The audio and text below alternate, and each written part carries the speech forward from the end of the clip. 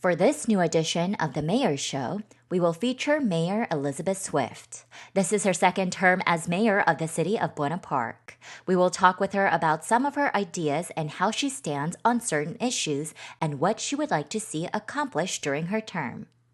We met at City Hall where we sat down for an interview.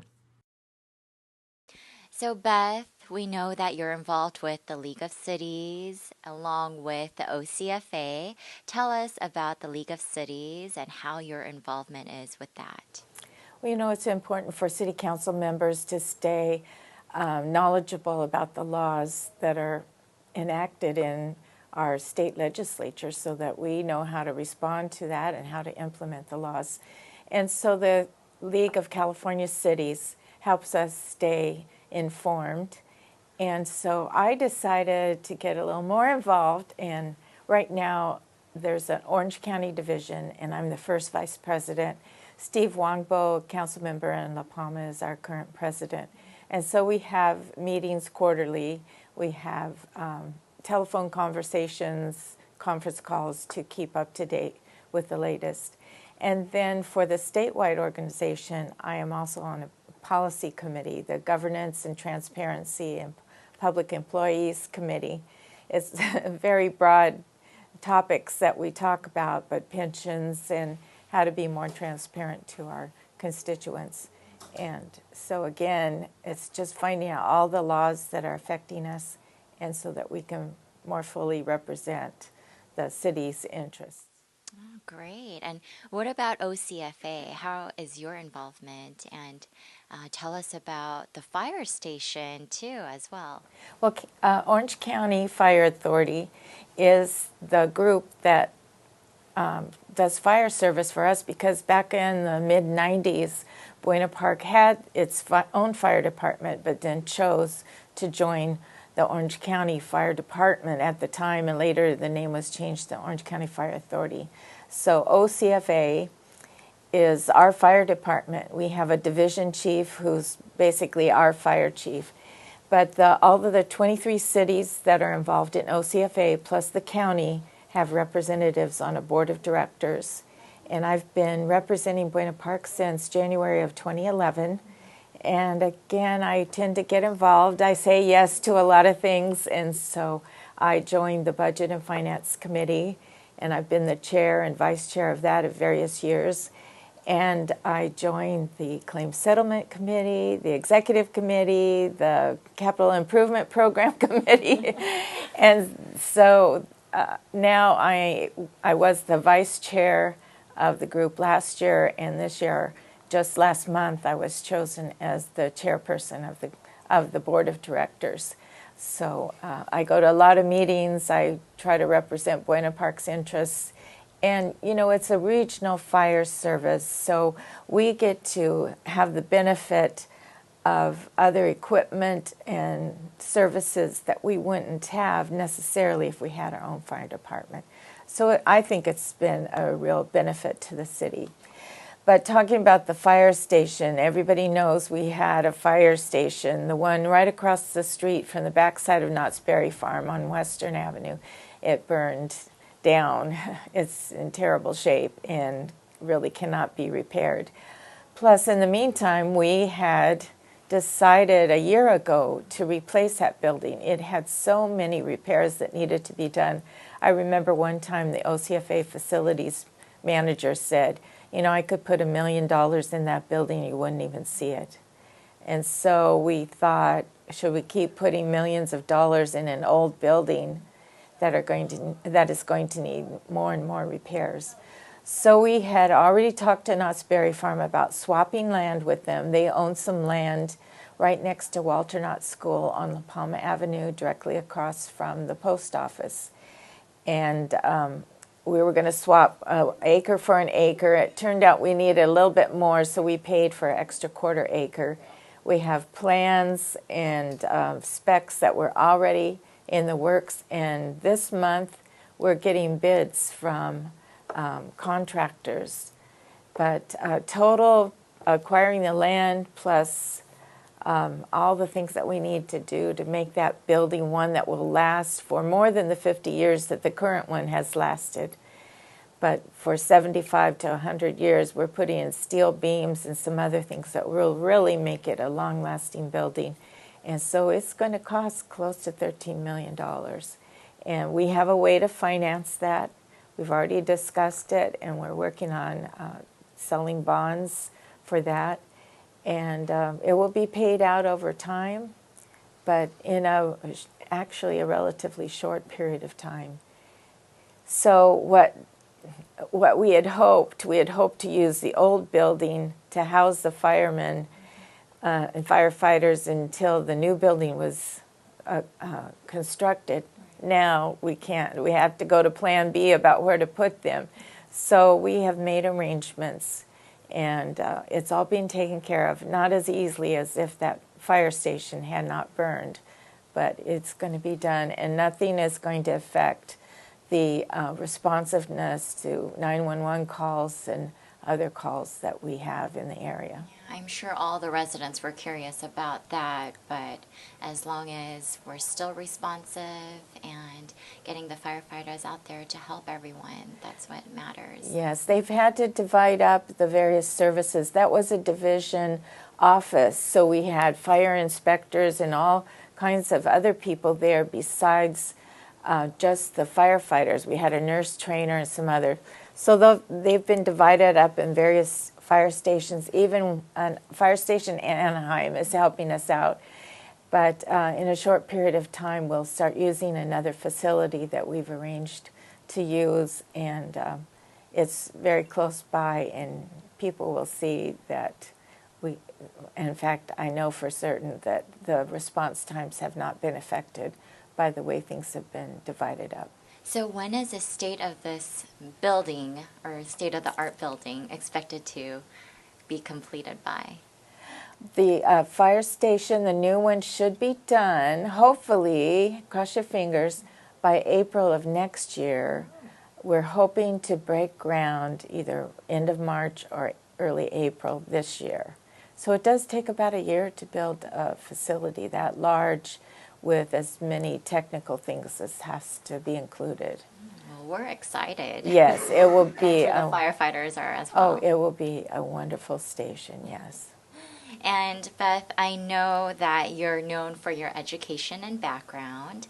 And in your first term as mayor, we started the Bonaparte Goes to College, and it's been 4 years now. Tell us about the success of that program. Oh, I've been so happy to see that it has continued to draw 200 or more people every time we've had it. We've had wonderful guest speakers. This past year we had Betty Porto from the Porto restaurant family. All of those people in that restaurant business have college degrees or specialty training in the food service industry. But I know Betty has her master's degree. And so you think, now why would she get a master's degree when she's working in the family business? Well, she told us why. It's very important to be prepared and knowledgeable no matter what you choose to go into. It gives you so many options. So I want to continue that, and we will continue that program so that people in Buena Park will continue to see that they have many options with their lives. Education is never a mistake. It's always an excellent thing for you to do for yourself. Right, and we've been to the Bonaparte Goes to College event, and there are many parents that come out that also get informed about financial aid as well. That's right.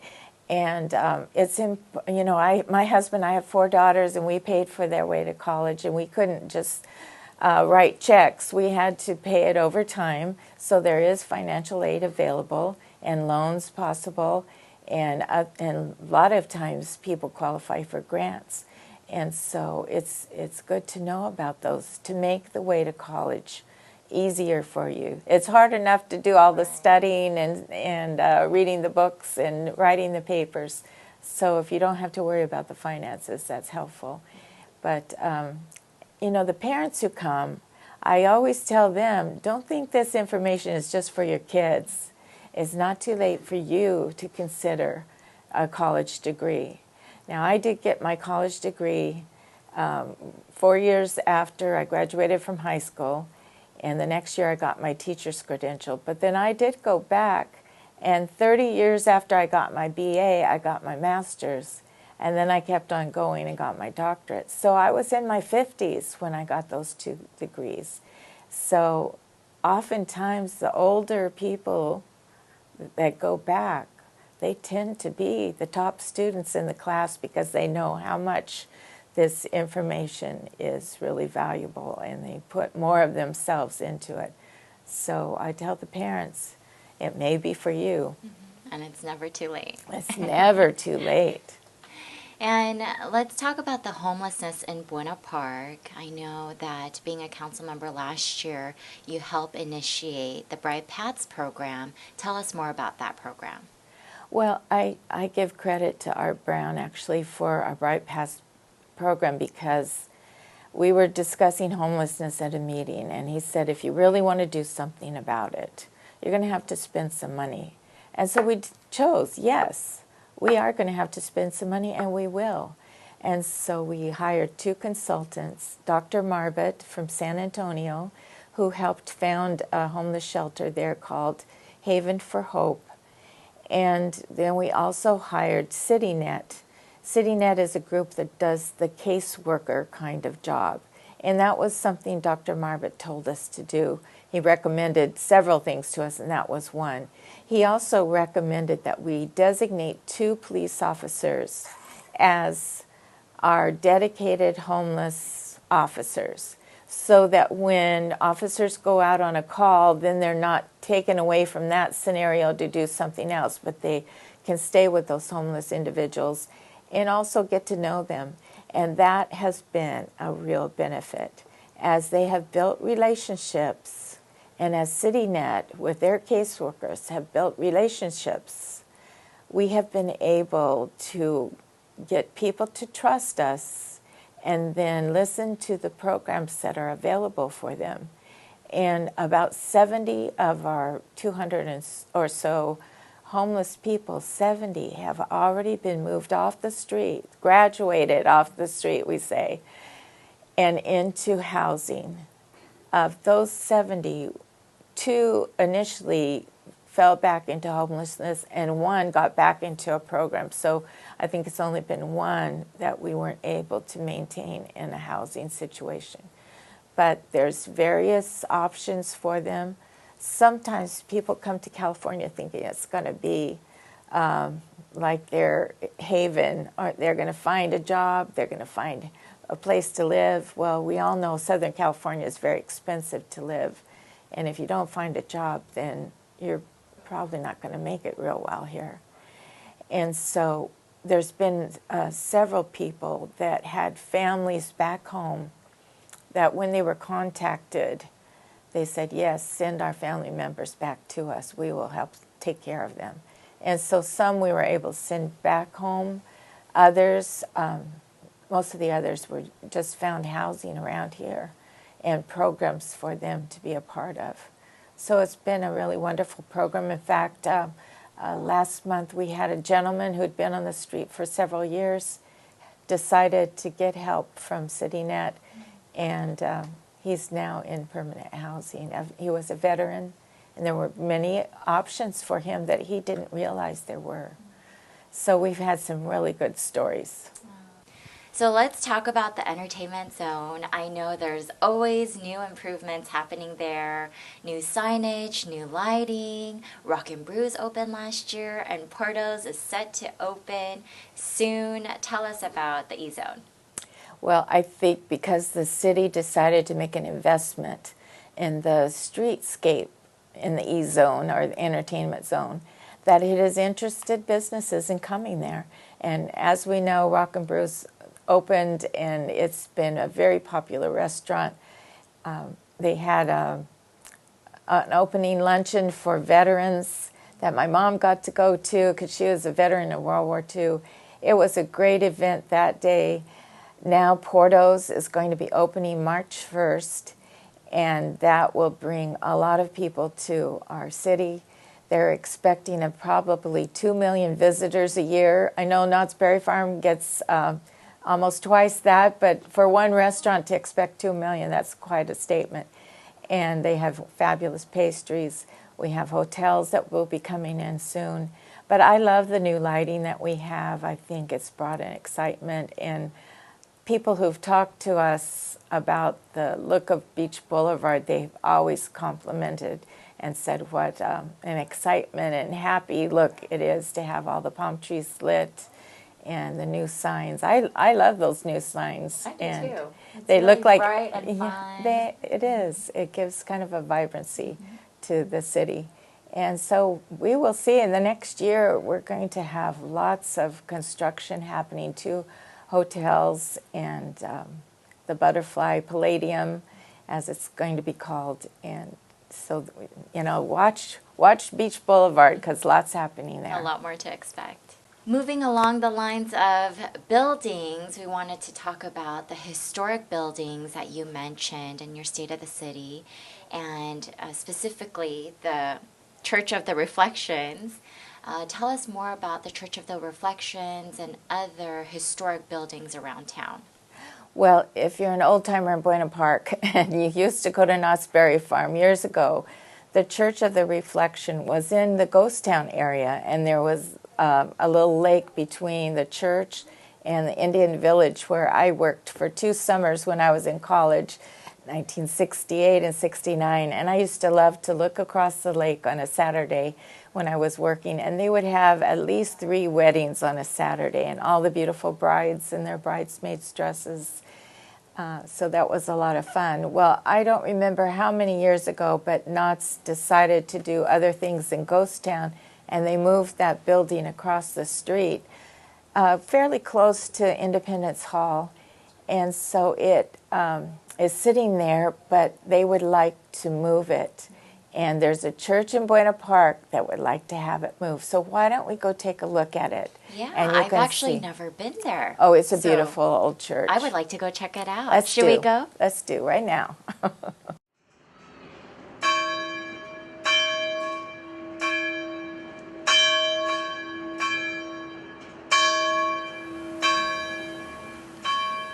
So Beth, here we are in front of the Church of Reflections, and in your State of the City you mentioned 4 historic buildings, this being one of them, and also we mentioned in the last mayor's show about the Hurlbutts building. Tell us a little bit about that building.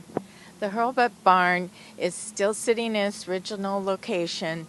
The property is about to close escrow, going to somebody who is building a hotel for us. So if we're going to move that, we got to move it quick, and we really need to save that historic building. Bud Hurlbutt worked with Walter Knott to build a lot of the rides here at Knott's Berry Farm, and what people don't realize, he also worked with Walt Disney to help him with building rides also. And I know a lot of famous people went through that barn, like even President Richard Nixon. And so we need to save that historic building. It was built in the 50s, but anything over 50 years old is considered historic. So I guess that would be me too. Not you, but not you. So tell us about the Church of Reflections. I know you had some stories that you were telling me earlier. This is a wonderful building, and it's in a lovely setting here at Knott's. It's secluded. Weddings happen here, and I know people go then to the Knott's Hotel for receptions afterwards. But originally it wasn't here. It was built in 1876 in Downey. It was the First Baptist Church of Downey. Later became, in the 1920s, I believe, became an Episcopal church. And then it was slated to be torn down in that city, and Walter Knott somehow heard about it, saved the building, moved it to Ghost Town, and it was called the Church of the Reflections because there was a reflecting pond between the church and Indian Village, where I later happened to work in the 1960s, in 68 and 69 when I was going to college. And those Saturdays that I worked, we would see, at least 3 weddings every Saturday in the summer. And beautiful brides and beautiful bridesmaids in all their gorgeous clothes. I used to love that. And then because they expanded Ghost Town and did some other rides and things, they moved this building across the street to the parking lot area. Well, I found out that they were open to having this building moved because they, as well as I, thought it could have a better utilization somewhere else. And there used to be a church group that met here. They no longer meet here, so it's just being used for weddings. So when I heard that, and I also went to a meeting at Good Shepherd Lutheran Church, and I found out about their history. They actually began in this church 61 years ago. Walter Knott said, yes, you can meet here when he got acquainted with the pastor. And so they met in Ghost Town, and the Good Shepherd Lutheran Church has pictures of the Sunday school children taking rides on the train. And Walter Knott thought it would be good for his employees who had to work on Sunday to have a place to go to church before they went to work. And so that's how it was used at first. So 61 years ago they began, and Good Shepherd Lutheran Church has a large yard out in front. They would like to have this building moved to that location. And then it could be enjoyed more fully by the community, and weddings could still happen, and who knows what else could be done with it. It'll be like a full circle. It would be a wonderful full circle. The beautiful building interior we have to see, so I don't know if you're ready, but I am. Yeah, let's go inside. It's nice and cozy in here. Ready for a wedding. Yeah. Wow, I just love the historic look of the building inside. Those beams and the lights. The lights and the stained glass. Beautiful. And this really should be enjoyed by the community. It's hard to get to. Most people don't know it's here now. And as I said, it used to have a congregation that met here. No longer, that is true. And if it doesn't get moved, Knott's will continue to use it for weddings. But it could be used for weddings and much more if it was moved to a different location. So that's what I would love to see happen. I love history. I love the history of Buena Park. And I would love Walter Knott looking down on us from heaven and thinking, yes, they did good by making this accessible for so many more people. That's it for the Mayor Show. Beth, thank you so much for showing us the Church of Reflections. We had such a good time conversing about what's going around town. And is there anything else you would like to add? Well, it is a pretty exciting time for Buena Park. There's a lot of construction happening. As we're standing here, we can hear the construction at Knott's on the Soak City side because they're expanding quite a bit. There's going to be 2 hotels right slightly north of Knott's Berry Farm. Another one's being built at the corner of Orangethorpe and Beach Boulevard. There's another car dealership. There's so much happening. Homes being built, new families moving in. It's quite a nice time for Buena Park. A real positive upturn in our economy. And so we just are glad people are interested in Buena Park, and we hope everybody will come and visit Knott's Berry Farm and our other entertainment venues and our restaurants. They're world class.